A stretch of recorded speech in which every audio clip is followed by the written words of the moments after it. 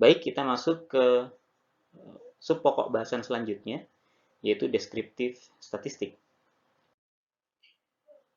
Pada dasarnya, eh, penting untuk kita mengeksplor begitu ya data yang kita akan gunakan sebelum kemudian digunakan untuk tahapan selanjutnya, yaitu apa? Pengembangan model.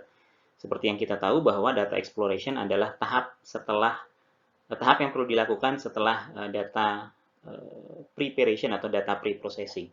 Artinya data yang kita sudah dapatkan di tahap ini adalah data yang sudah bersih, data yang sudah siap untuk diolah. Nah, hanya sebelum diolah, dalam arti untuk digunakan untuk pengembangan model, maka perlu dieksplor begitu ya, kira-kira data kita itu memuat informasi tentang apa, ukurannya berapa, dan seterusnya. Nah, salah satu yang bisa menjelaskan dengan sangat mudah, ya, ini teknik paling dasar adalah statistika deskriptif. Jadi deskriptif statistik atau statistika deskriptif itu menganalisis atau membantu kita untuk menjelaskan basic feature. Basic feature itu adalah fitur dasar ya dari sebuah dataset yang kita dapatkan, sehingga kita dapat semacam short summary ya, ringkasan singkat begitu kira-kira data kita itu seperti apa. Nah, apa yang tercakup dalam deskriptif statistik? Nah, ini misalnya kalau rekan-rekan amati begitu ya, ini adalah rangkuman atau informasi yang didapat ketika di dalam eh, apa namanya lembar kerja Python kita begitu ya, kita mengetikkan perintah df describe. Nah, apa yang muncul adalah count, yang pertama adalah jumlah data, min adalah rata-rata begitu ya. Jadi rata-rata untuk setiap atribut kita. Ini yang sekali lagi baris paling atas menjelaskan atribut-atribut atau variabel-variabel. Lalu kemudian standar deviasi, nilai minimum gitu ya. Terus kemudian persentil 25%, nilai tengah, nilai 75%-nya, dan kemudian nilai maksimum. Nah, untuk semua variabel atau atribut. Nah, sekali lagi, jadi deskriptif statistik adalah menjelaskan karakteristik utama begitu ya, yang kita kenal dari sebuah dataset. Nilai rata-rata, maksimum, minimum, dan seterusnya. Selanjutnya, yaitu adalah data grouping atau mengelompokkan data. Kita tahu bahwa dataset kita mungkin sangat besar ukurannya, lalu kemudian nilainya juga sangat beragam.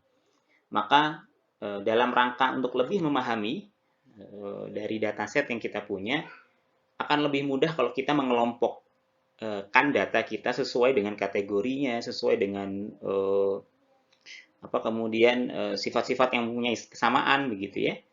Nah, misalnya ini contoh mengelompokkan eh, apa berdasarkan begitu ya, berdasarkan drive wheels, apakah dia 4WD begitu ya, atau FWD atau RWD. Artinya kalau ini adalah dataset yang menjelaskan tentang mobil, maka yang muter begitu ya rodanya itu empat-empatnya, atau roda depan saja atau roda belakang saja.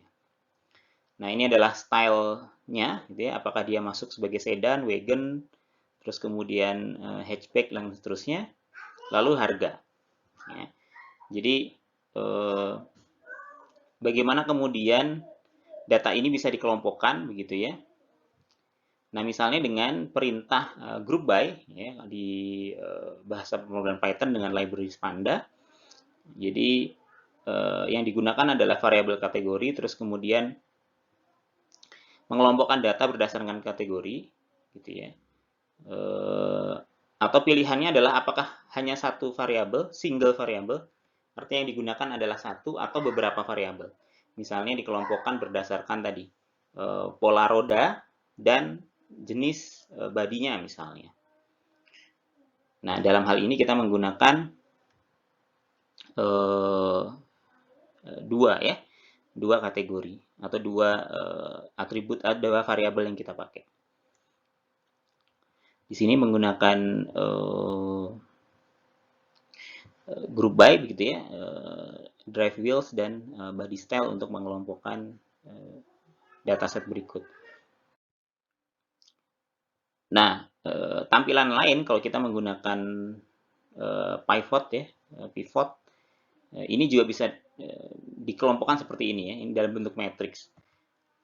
Jadi yang sebelah kiri berdasarkan pola rodanya tadi ya, ada 4WD, FWD, dan RWD. Lalu selanjutnya untuk yang kolom-kolomnya itu berdasarkan jenis mobilnya ya, jenis badannya tadi. Apakah dia hatchback, hardtop, sedan, wagon, ataupun convertible dan yang lain. Nah, tentu saja kita hanya menggunakan dataset contoh ya yang digunakan, yaitu data terkait harga mobil second ya.